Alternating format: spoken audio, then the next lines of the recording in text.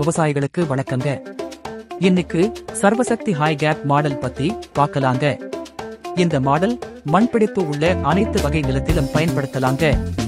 விலை 92,500 முதல் ஆரம்பம் ஆகுதுங்க.